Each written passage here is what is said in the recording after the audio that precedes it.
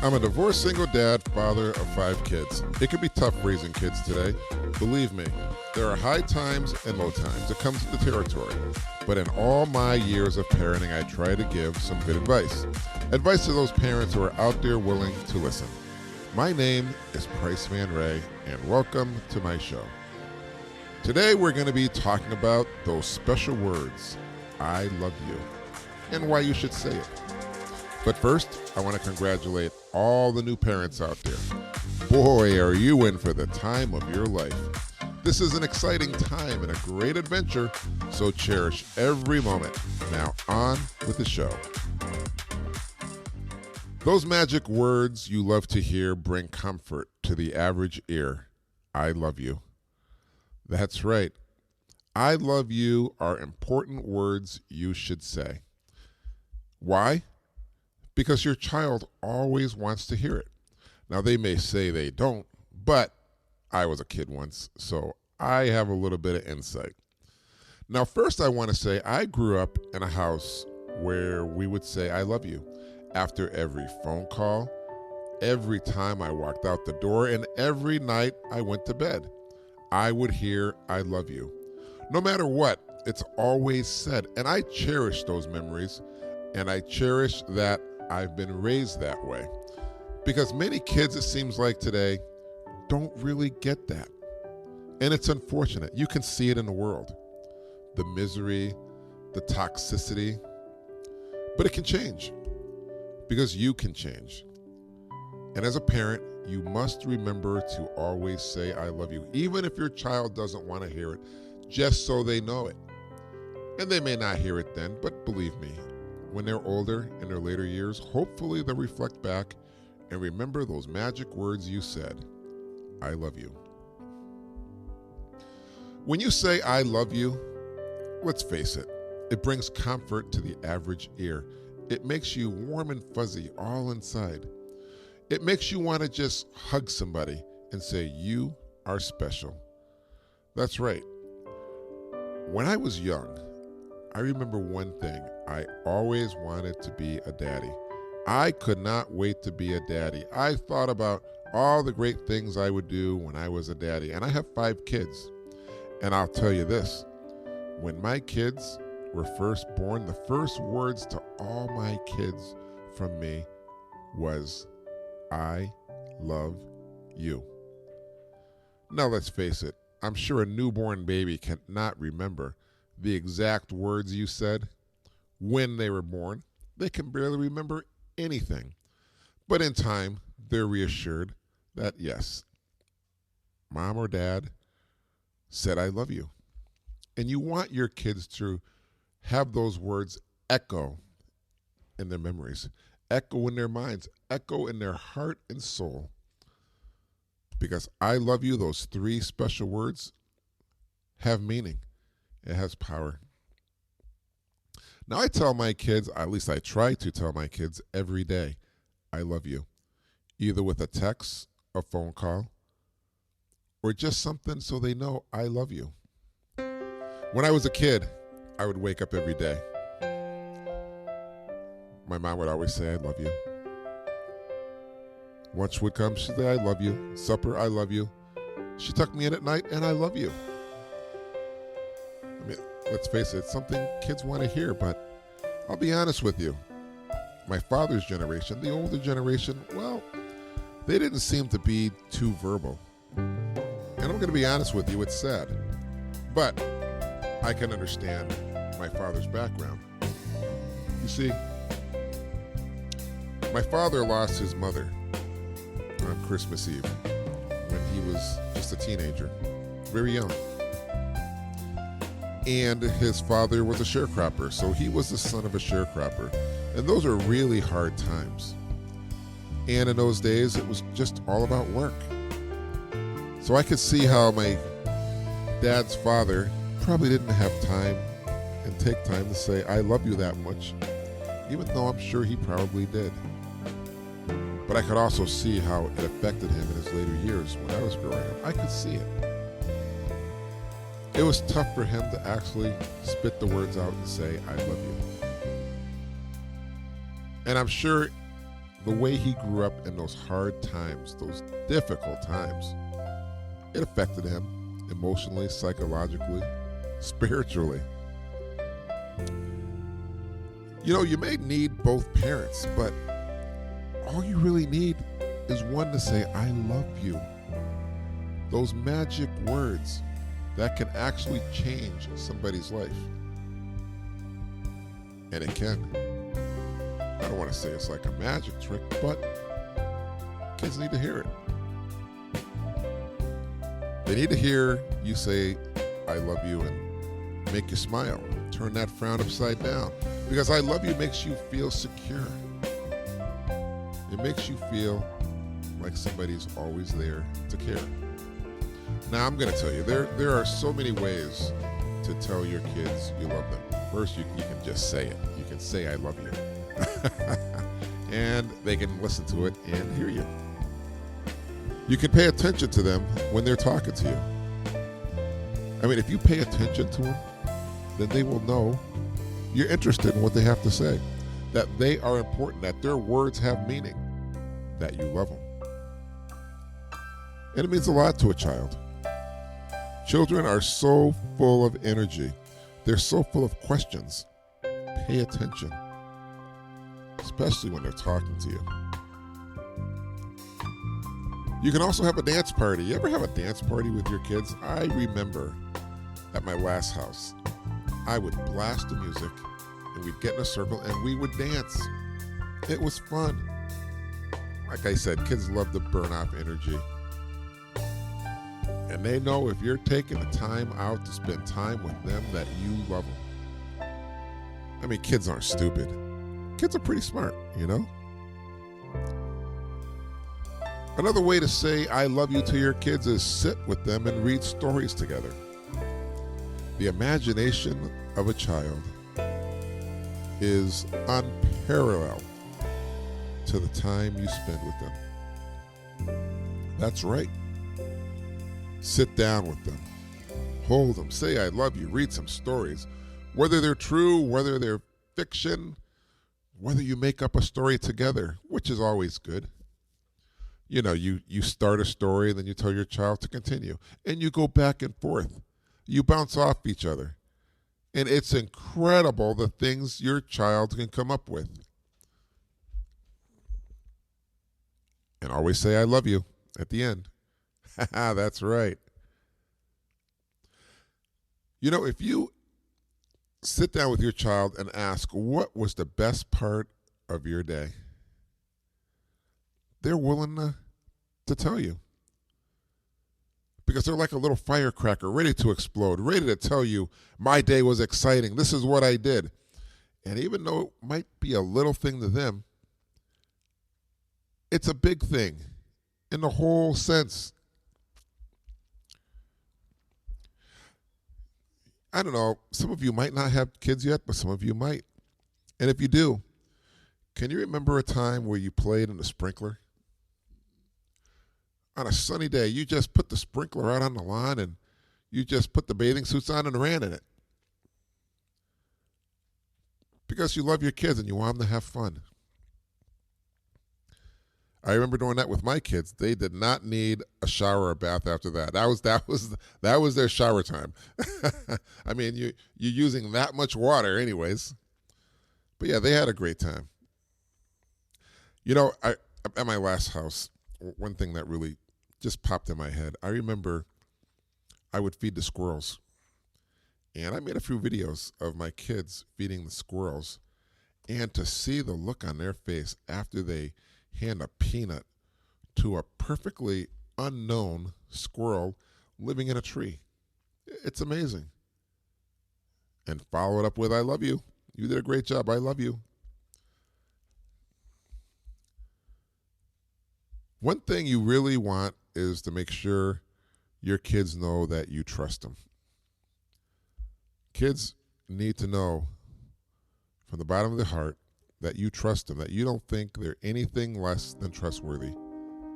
Because we're raising these kids, and we want them to feel confident. We want them to feel secure. We want them to feel that no matter what, they can be trusted.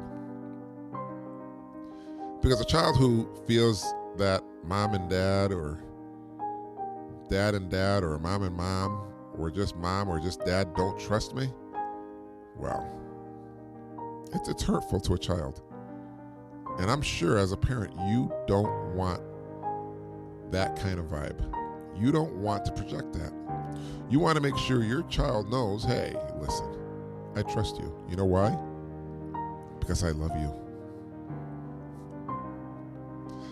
A big thing is a kid knows you love them when, let's say, you do something. And if you're wrong, you say you're sorry. If you accuse them of something, hey, honey, I was wrong. I'm so sorry.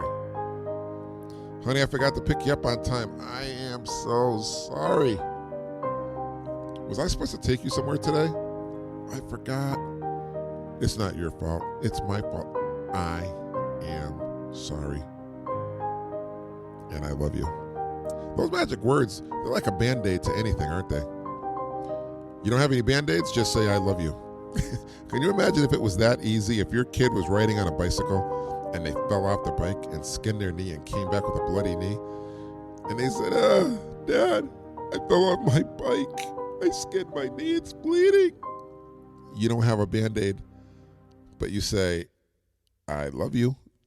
Oh, I'm sure that's just as good as a Band-Aid. Believe me. I'd put $1 million on that. I think they'd rather get the I love you than a Band-Aid and a hug and a kiss on the cheek, because kids are like that. I remember my kids, a couple of them fell off a bicycle and they had the skinned knees. It wasn't that bad, but I put a Band-Aid on it, gave it a little kiss and gave them a hug. And at the end I said, I love you. And it's funny how those tears and a heartbeat can turn to a smile, and then they're gone out the door. They act as though nothing ever happened. They take off. You're like, what just happened? What happened? They're gone. They were here a second ago. They're like the wind. It's funny. Funny how kids are. If you want to say I love you to your kid, laugh with your child. Joke around with them. Have fun. Kids love to have fun. They don't wake up saying, I want to have a miserable day. I can't wait to have a terrible, horrible day. No, they want to have a good day. And I think it's within us, an innate thing within us, that we want to laugh. We want to smile. I mean, isn't it exhausting to cry all the time? Who wants to cry and wear a frown? No. You want to laugh and tell your kid you love them. Yep, that's right. Your kids go to school, and I don't know if they're going to take a lunch. It's nice to put a note in their lunchbox and say, I love you. When they open that lunchbox up and they're eating their sandwich you made and they're drinking that chocolate milk and they're eating the chips and the cookies, and then they see this tiny piece of paper, they're like, what's this? It brings them back to mom and dad. I love you. That's what the note says. I love you. Believe me, your child is not going to cry when they see that. They're going to smile.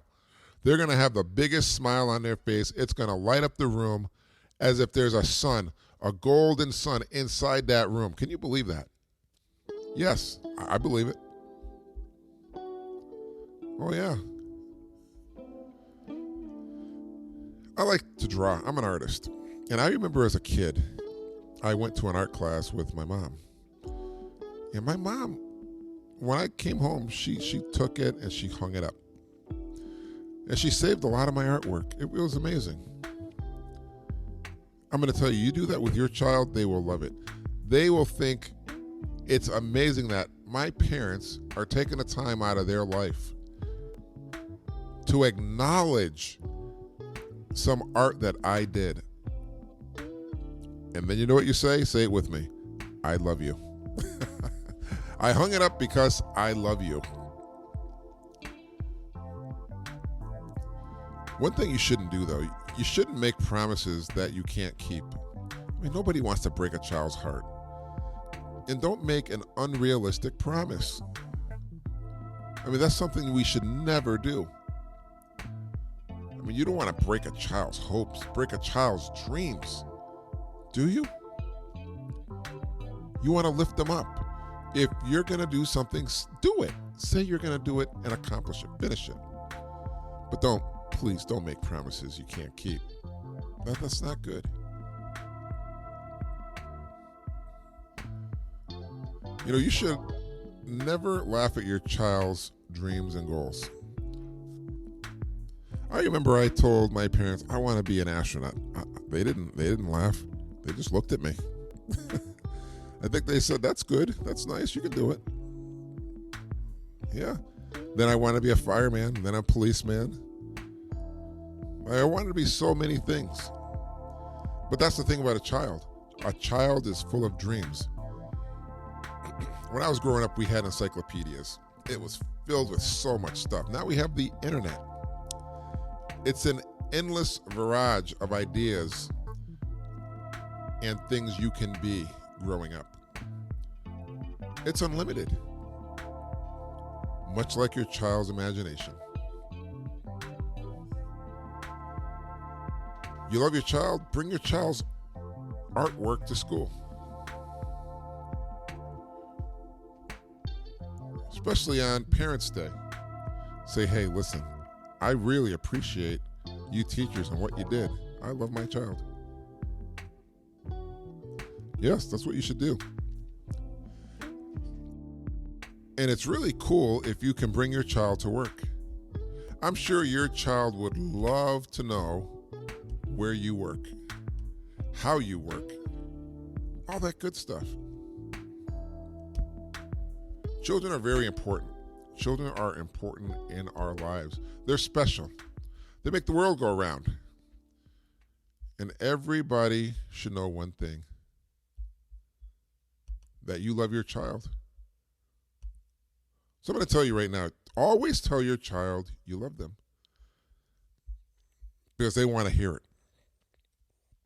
And it's so important to them. And I'm just happy that my parents said it to me. I love you.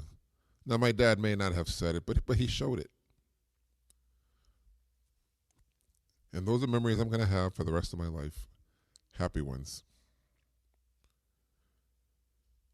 And now, it's story time.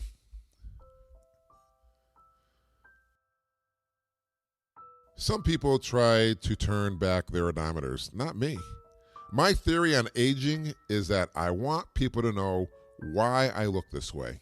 You see, I've traveled a long way and on many roads that were not paved. They were filled with sticks and stones and bushes with thorns and thistles. Sometimes I walked for miles and miles. Other times I walked with no shoes on my feet, with blisters and burns.